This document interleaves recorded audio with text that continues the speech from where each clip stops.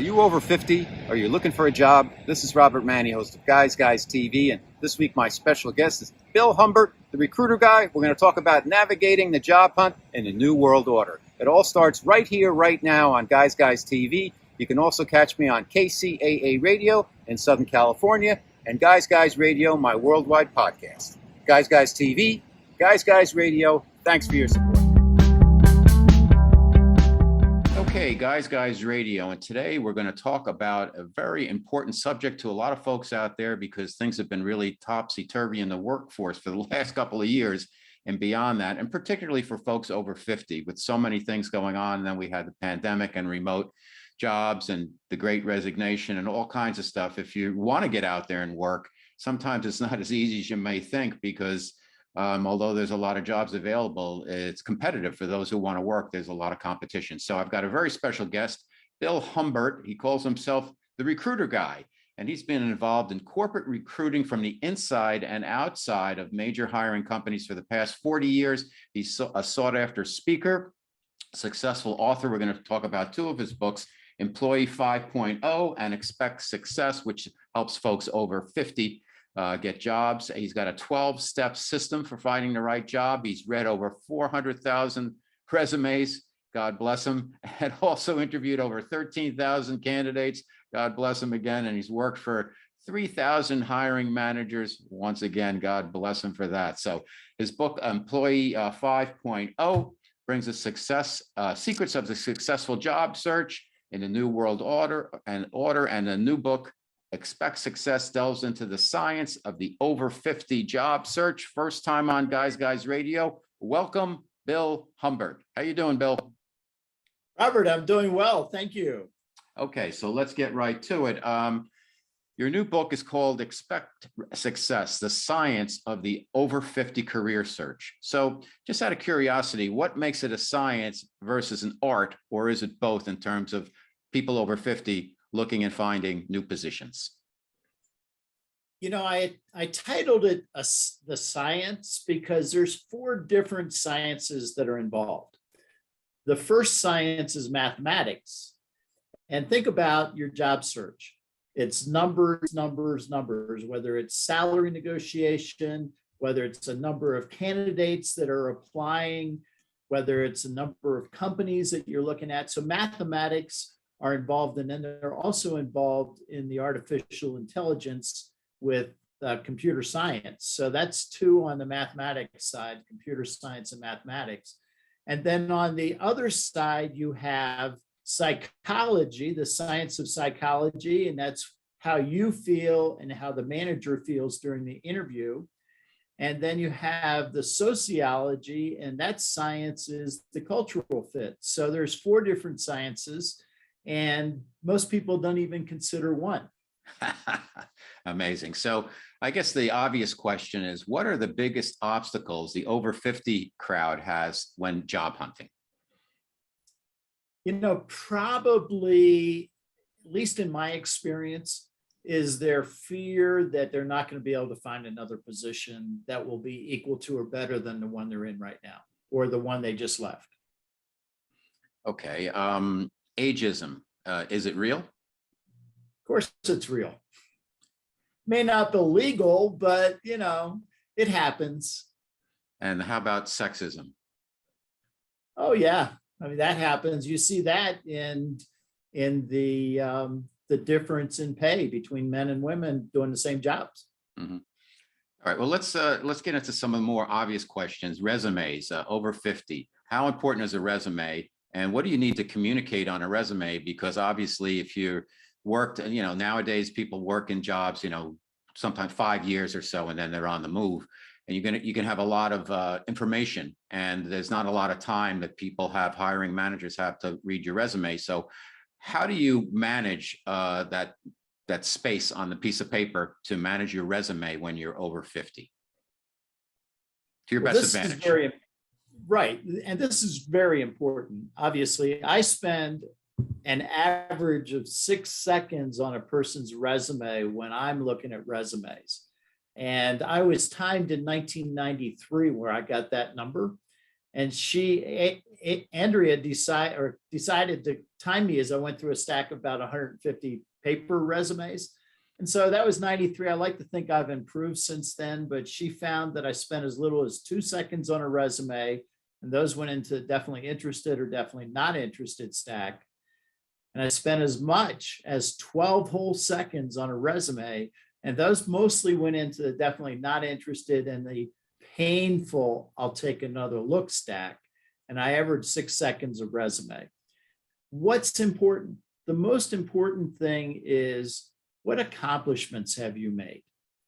Have you just floated in the currents of your company, or have you been out there making accomplishments within that company? So the first thing I believe after your contact information up in the center of the resume is to write summary and then have 4 or 5 sentences that have some metrics that demonstrate accomplishments that you've made.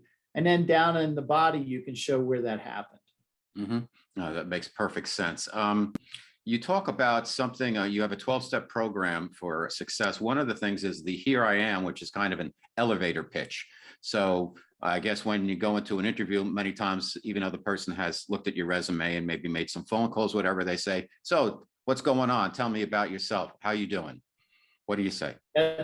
Well, so the way you structure that is, plan on about 2 minutes. And the structure is probably about 1:15 to 1:25, talking about what you've done, and then mention 1 or 2 accomplishments. And that's really important, because when you talk about your accomplishments, you get excited about them, and that comes to the surface, and managers see that. And then the reason why I'm leaving could be I topped out with my job, could be I was laid off because of COVID, whatever the problem was, what I would like to do next. And that's just a very quick 10 seconds on what you would like to do next. And most importantly, at the end of that, if you're networking, you ask, who do you feel I should speak with next? If it's the person that you're interviewing with that tell me about yourself, then you can talk a little bit about what you know that they're looking for and how you can help them.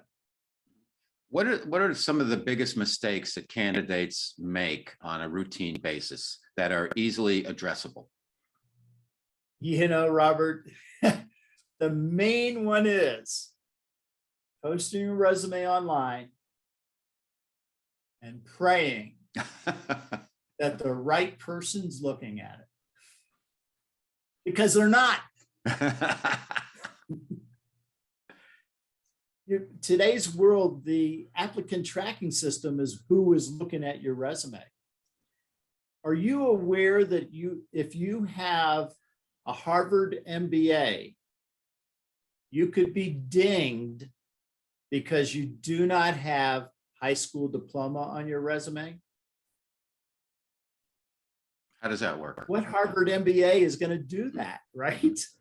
But if the job description says high school diploma required for whatever mysterious reason, that's how the applicant tracking system is measuring you, how you're matching the keywords in the job description. So how does the candidate manage the ATS, this algorithm, this AI algorithm that everybody goes into, and a lot of people don't come out of with any leads? Most don't.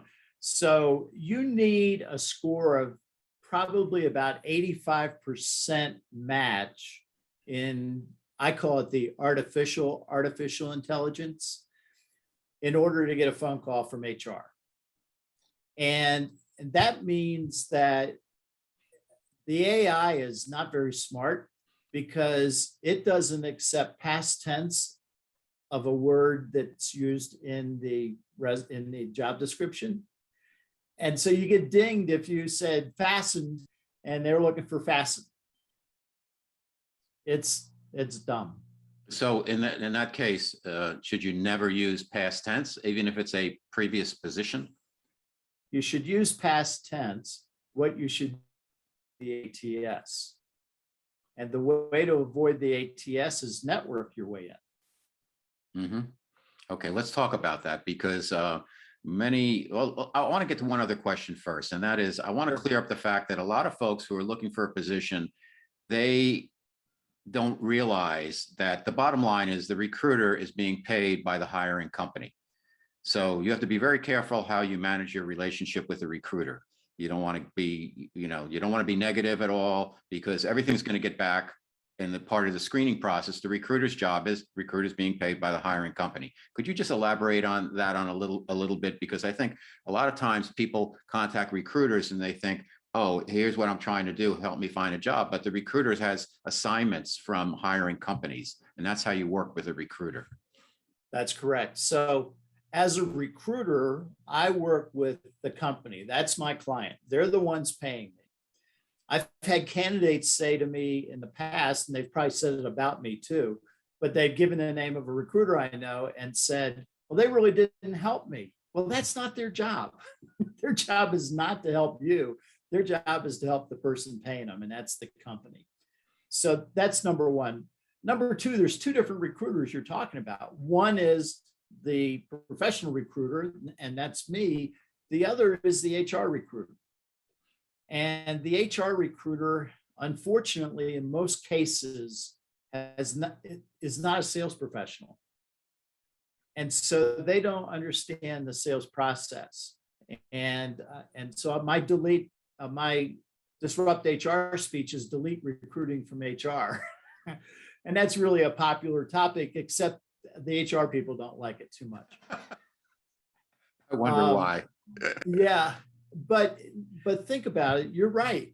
The recruiter is going to be taking down your information, and good or bad. And so if you're being negative, that's going to be a big ding against you, because I'm not going to introduce you if you're being negative. And I've had those moments where people were negative for all the wrong reasons to begin with, or they brought up, I hated my manager, blah, blah, blah. Well, is that the manager problem, or were you the problem?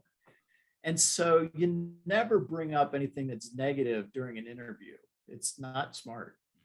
Okay, Bill Humbert is my special guest, the Recruiter Guy, recruiterguy.com. He's got a series of books, Employee 5.0, Secrets of a Successful Job Search in the New World Order, and Expect Success, the Science of the Over 50 Career Search. You mentioned networking, which is a real buzzword, and it seems like, the way to find a job is really through networking, not necessarily through folks like the Recruiter Guy or the hiring companies. You have to really talk to a lot of people, and you set up a system where you make lists of people that you've worked with, people that you know, and then you have two types of meetings with them, kind of asking for their advice and then asking you to point it to other folks. Talk to us about how to get started in that process. Robert, I've had a lot of people that I've coached say, I don't know how to network. And my response to them is, oh, you're being silly. And they're looking at me like, what? And I say, when you were 3 years old and your brother or sister walked past you with an ice cream cone, didn't you say, where'd you get that? That's networking. You've been networking your entire life. You go to college and you say, who's the best professor that teaches the class? Or who's the easiest professor that teaches that class? That's networking. We've been networking all our lives. The problem is, all of a sudden at 21 or 22 or 23, somebody says, well, you need to network to a job. And they're going, I don't know how. We've been networking our entire life. And so since you're in a sales process, in your career search, it's important to understand you need to act like a sales professional. And the way sales professionals act is they will make lists of who it is that they're going to contact, either over a week or over a month. And you should have somewhere around 500 names and contact information. Now, the best way to talk to network contacts is using this thing. It's called a phone. Texting, don't text. Emails, don't email. The best way to talk to your networking contacts is actually speak with them. And so then I hear, well, I don't know their phone number. Do you know where they work? Yeah. Does it have a corporate number? Yeah. Call the corporate number.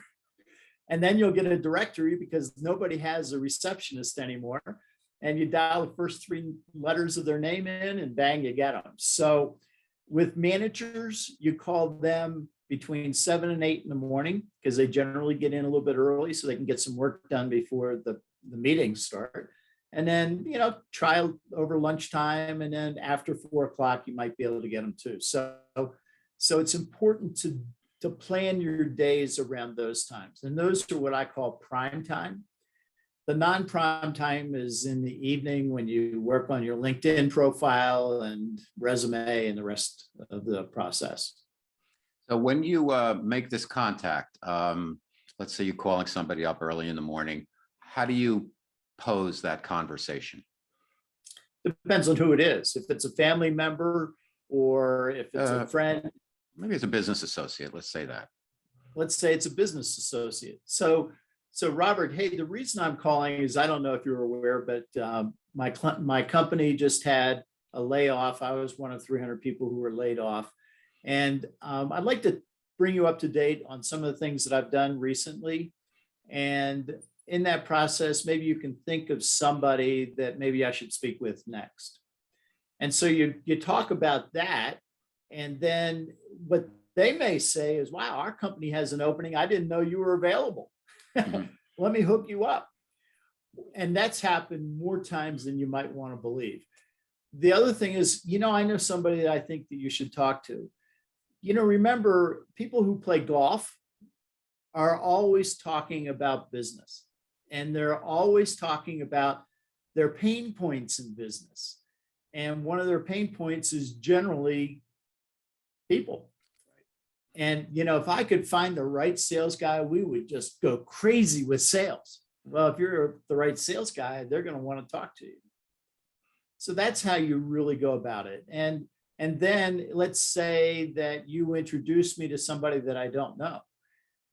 Hey, the reason I'm calling is I talked to Robert Manni, and he said that I should speak with you. Now, if I'm that person and I mentioned your name, am I going to let you down? Of course. No. I'm going to listen. I'm going to help if I can do it.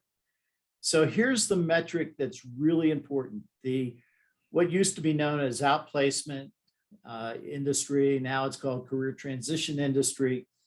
74 to 76% of all jobs are filled through networking. Amazing. 8% are filled through posting and praying. That's good to know. So let's say you have one of these networking meetings with somebody, and you ask them if there's somebody that you can be pointed to, and they take some notes and they say, let me think about it. I'm off to a meeting in a little while, whatever. So, okay, you finish up. I assume you send them a quick thank you note. How do you then follow up with making sure you get something out of that meeting? Besides the fact that you've already gotten something out of it by you planted a seed and that here I am. So it's always good to ask them before you get off the phone, when's a good time for me to call you back after you've had the opportunity to think? Mm-hmm. And that way you're getting permission from them and the expectation that you will call them back. How about when you go through the interview process? I know somebody who went through an interview process recently, and they went all the way through kind of towards the finals, and then they met one hiring manager, and they didn't get the position. And they were very qualified, and they're very nice and sharp. And this person didn't know why they didn't get the position. Is there a way to find out, or is it so sheltered now that companies are afraid to say anything because they don't want to be sued? Well, there is that, but in my experience, first of all, humans are wonderfully creative in the dumb things that we can do. Mm-hmm. And one of the dumb things is, I can't tell you how many times when I tried to give some coaching that the person attacked me verbally. And I'm going, why should I do this? It's painful. And so it's not so much that the company is worried about getting sued because they've got all the documentation, or they better. And so they know why it is that did not want to hire somebody. And it could be simply an EEOC problem that they have. Maybe they don't have enough diversity. They're a large enough company to get under the scrutiny, and they have to hire somebody that's, in the diverse population, whatever it is. That could be part of it. But the other thing is, usually there's one place in the interview that person did not excel. Mm-hmm. And it could be just basic experience. But don't be the person that calls me and says, I know who you hired and they're not as good as me. And I've had that before. Oh, geez. Well, how can the person then, the candidate, if can they go back to the company and to put themselves out there to let them know, hey, I'm very interested in your company. Thank you for the opportunity for this particular position. Can you keep me kind of on a list? Assuming that they didn't poop in the bed or anything during the interview, what's the best way to do that? Because those are always great contacts to have. If you've gotten into a company, into HR, met hiring managers, it didn't work out all the way, but you got pretty far down the highway with them, there could be another opportunity that opens up where, chemistry is very important also, where you connect with a different hiring manager for a similar position. How do you manage that so you keep in on their radar? Thank you. Bill is holding up a card that says thank you for those who are listening and not watching today. So if you handwrite a thank you note and send it to them right after your interview, or drop it off the next day, whichever, you are setting yourself way apart from everybody else. Probably fewer than 1% of all candidates write a handwritten thank you note. So that's one way to really set yourself apart, and could be the difference between being selected and not being selected. Amazing. So Bill Humbert, my special guest on Guys Radio, we're talking about job hunting, and particularly for those over 50. So a common issue that comes up for people over 50, and I actually got hired over 50. I had lost a position and I got hired. I came in as a consultant, and I built new business. I went out and hunted, brought business in, and I became CMO, and then I became president of an ad agency, because I went out and hunted for the tribe, if you will. But a lot of folks need to open up their leverage a lot of people don't want to stay in the same business, and they want to be able to leverage their skill set. How can people do that so they don't necessarily have to go back into the exact same system, but they need to? And my point was really, I had to pay for myself. That's how I got in. How can you make that change? Because a lot of people say, I don't want to go back and work for these same companies because I'm sick of that, but I have this skill set and I'd like to look at some more interesting opportunities. How does one manage that? So let's understand that skills can be used in more than one place. Number one, in your case, it was sales skills. Okay. And it doesn't matter where you were going, you could use those sales skills. On the other hand, you have technical skills, you have writing skills. It doesn't matter, depending on the types of things that you want to do, but they're good across industries. But unfortunately, sometimes during your networking, you have to point out how your skills relate to that industry. And if you do that, then you're going to be more successful. How can somebody who, I'm going to take my wife as an example. She worked at a pretty high up in the DOE in New York. We moved out to California, and she probably would prefer to be on more of the corporate side. And she's got 2 masters, and she's got the educational background, and she doesn't necessarily want to go into the system, if you will, the Department of Education system out here. And she's not sure where to turn in terms of get her networking going, because her network is back east. We're in a new place. She's highly qualified, but she hasn't really drilled down into, this is the exact type of position I want. How does somebody like that get off the dime and get moving? First of all, you have to understand that people out east know people out west. Mm-hmm. And even if they don't know them all the way out west, they might know somebody in the Midwest. who then knows somebody out west. Right. You know, you've heard of 6 degrees of separation. So within 6 phone calls, I can reach any person in the United States by asking the right questions. That's how she needs to find her position. And, you know, somebody back east who knew about her qualifications and what she could offer a company would be a great reference and a great introduction to a company in California. Mm-hmm. How about, let me give you a different situation. Somebody like myself, I left advertising close to a decade ago. I've been building my own business. I've got a radio show that's in 101 countries. I've got my YouTube, I got my podcast, I'm on KCAA, I'm a published author. I've got a lot of social media, etc.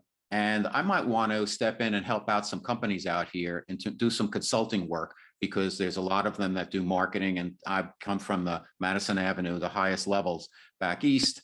And San Diego, where I live right now, isn't exactly, it's not Madison Avenue, but they have companies here and they have consumer products and stuff. What's the best way to put myself, if I so chose? And I use myself just an example because there's a lot of people like me who've been out for a little while building something else, but say, hey, maybe I should keep my hand in this because it's money and I can help out. What's the best way for me to put myself out there? Should I, if I want to, if I see a company out here and say, I can help them, what's the best way to get in touch?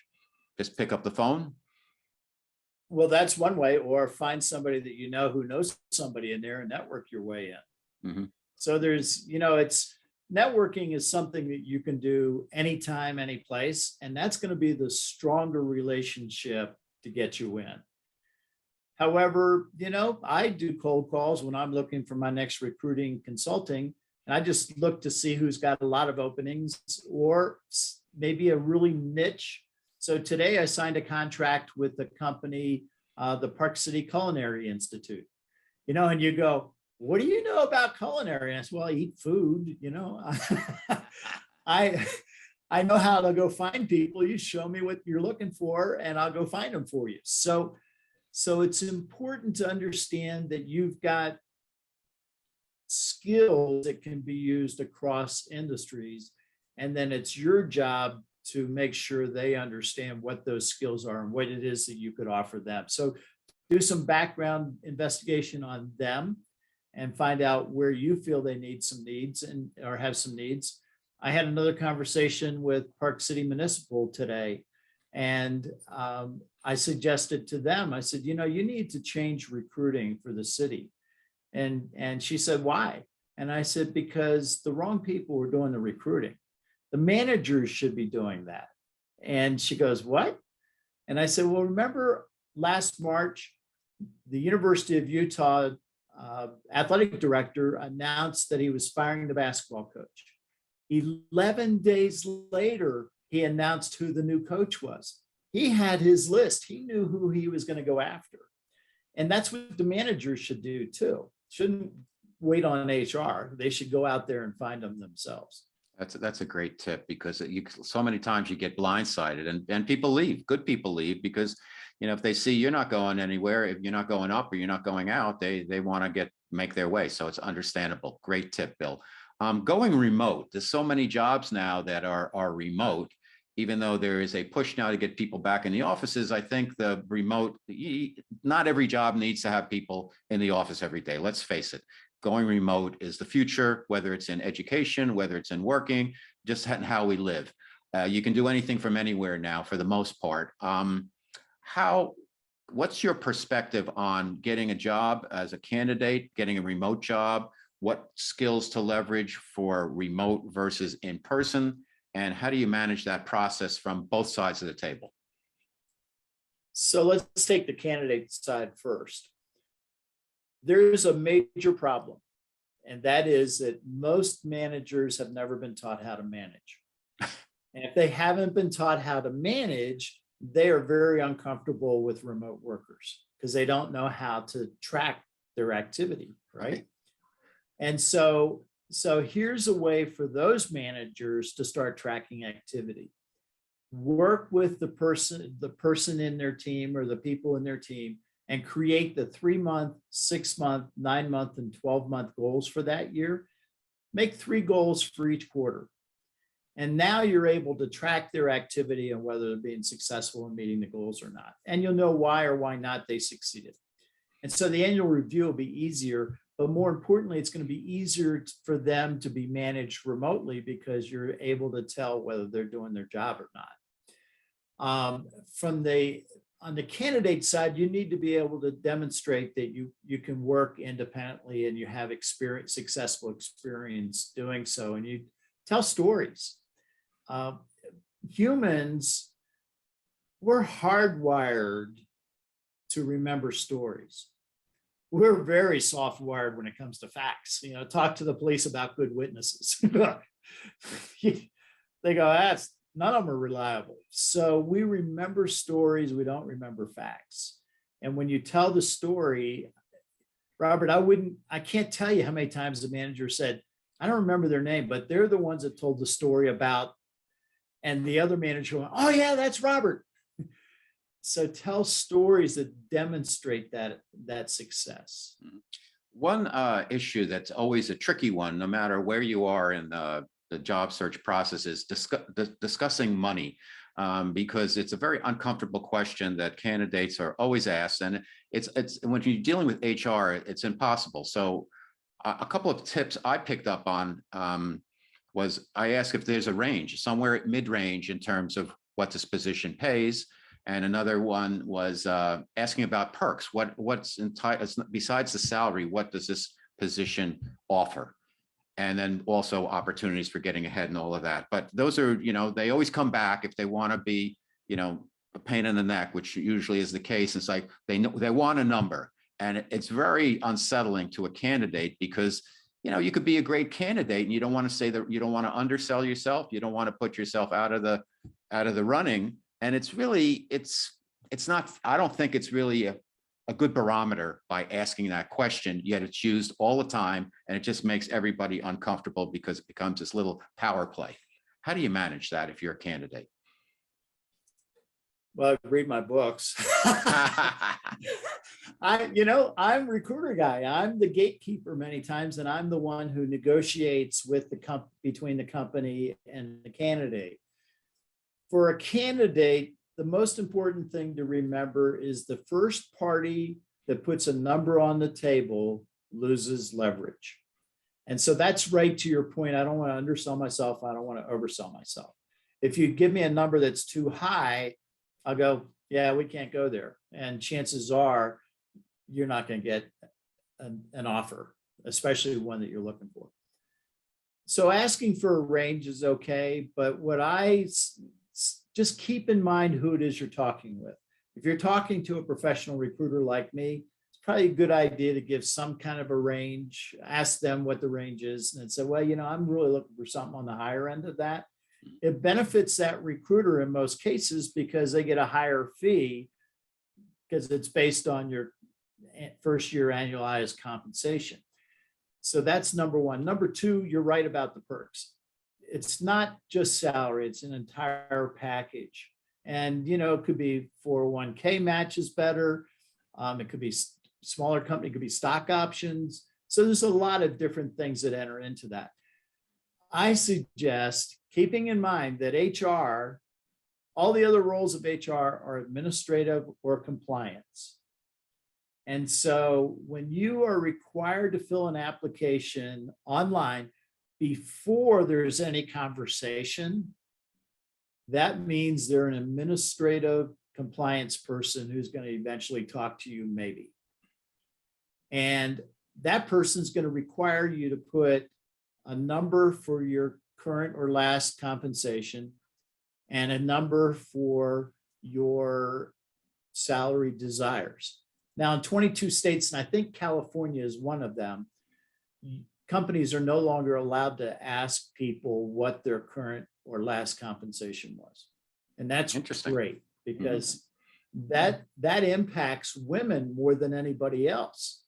Because think about it, a lot of times companies say, well, we're going to give 5% more to that person. Well, if it's a male, let's say the male's making $100,000 a year, he'll get 5% of $100,000 a year. If it's a female and she's making $80,000 a year, she'll get 5% of $80,000. So it perpetuates that gender wage gap. So what I suggest that you do is you have to write a number. You can't write open, negotiable. Don't write negotiable anyway, because I've seen it misspelled every conceivable way. Write the number one. And number one sails it right through because it's a number. Now, HR will get it and they'll go, that can't be right. And so they'll call you and they'll say, I saw number one there and what you used to make and what your current salary is and what you're looking for. And your response is, really? I put a number in there. Well, between you and me, it was one, but it was still a number. And then you ask, so is your system broken? Now, everybody's seen the blue screen of death. And I saw that that Microsoft is thinking about bringing it back. Oh boy. Anyway, everybody's seen that. And so now their head is spinning. And then you say, aren't we putting the cart way ahead of the horse? Shouldn't we have a conversation about the job and my skills first before we start talking about money? And then what we can do at the end of that, if you like me and I like you, wouldn't you agree that we'll find some middle ground? Well, that makes perfect sense. But unfortunately, most of these folks who are in the hiring compliance area will say, I have to have a number. That's their default, because I've been there. That's what they go to. And regardless of how you try to do the workaround, it's a power play. And they're like, I'm going to get a number out of this candidate because they feel it's part of their job description to do that. Right. That means if you network your way in, you avoid all of that. I love it. I love it. As a recruiter, are you ever incentivized to get the lower salary out of the candidate? Not really. I've had companies kind of make that suggestion. I'll go, that's really not a great idea. And they go, why? I said, well, I'm helping you land them this time, but six months from now, if they're being underpaid for their skills, some other recruiter is going to call them and say, I got a better job for you. And you'll get paid a lot more. Mm-hmm. And bye. So you spent 6 months training them and all of a sudden they're gone and you got to start all over again. So I think it's really short-sighted if a company does that, and I will not do that for them because that's bad. If you're coming into a company or approaching a company as a consultant, I guess every situation is different, but do companies like that because this way they don't have to do the whole benefit thing and all of that? And if so, you want to approach a company as a consultant, what are some of the things you can ask for versus I do this and you pay me that? Well, because that's a case with a lot of folks over 50. That's why I asked that. Sure. Well, my model is very different. I work with one company at a time and I charge them a flat monthly fee. So it's a very different model. It enables me to consult with them as well as recruit for them. And in that process, I learn where their holes are in recruiting. That also gives me, usually it's not HR that brings me into a company, it's an executive. And the executive is the one that's going to make the decisions, right or wrong, about what they'll accept or what they won't accept.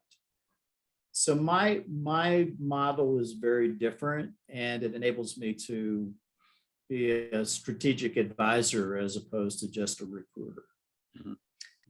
How much in that crucial area where the candidates ask, you have some questions about the company, how interested is the hiring manager actually in the response to that, and what's the best response? I mean, obviously you should know enough about the company to ask a smart question, but you don't want to have a laundry list. How does a candidate manage that, particularly if you're over 50?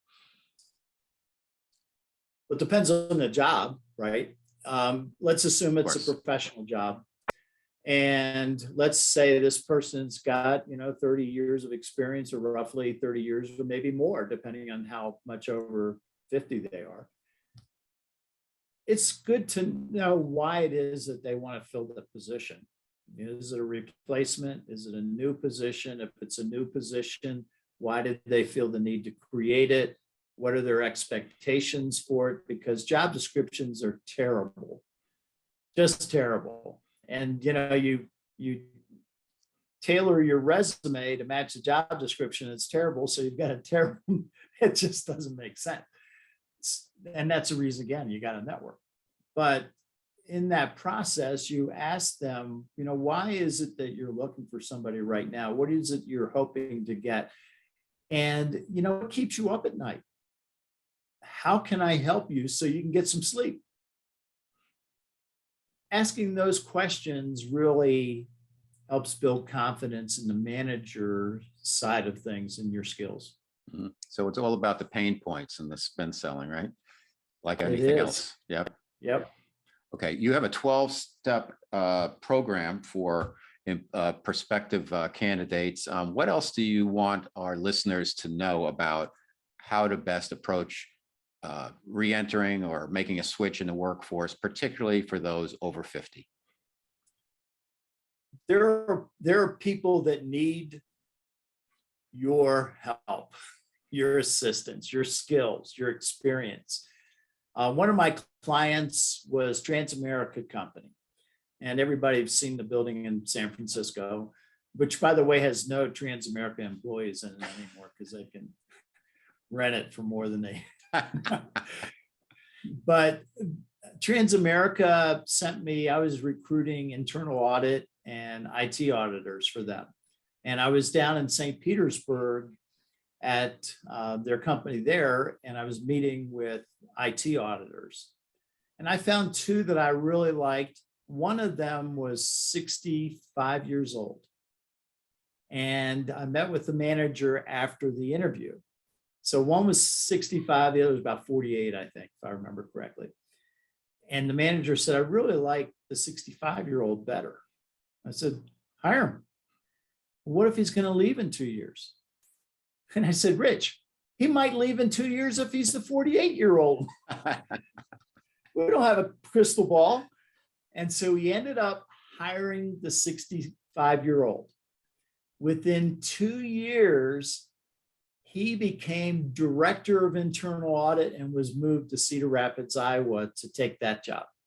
And I think he ended up retiring at 72 or something like that. So he could go play some golf. Your age does not matter. I'm 72. I just signed a contract today and they came to me. So it doesn't matter. It's what it is that you bring to the table and your self-confidence. And that's really important. Well, you do terrific work.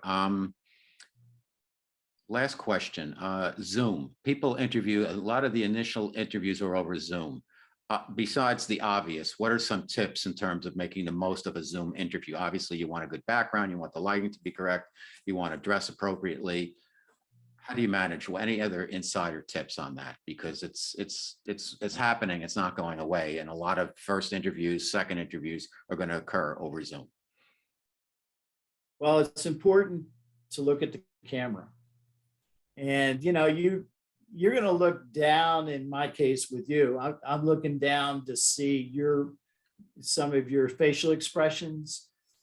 However, spend the majority of your time practice looking at the camera, because that way the person feels that you're looking at them. And in our society, unlike some others, some societies, they kind of defer to look down to one side or the other. But in our society, we've got to look them eye to eye. Right. And so when you're in a Zoom conference call, it's important to spend as much time as you can looking at the camera. Mm-hmm. Great tip. Anything else that our listeners need to know about your work or what they should do in terms of, well, how about this one? Best step to getting started.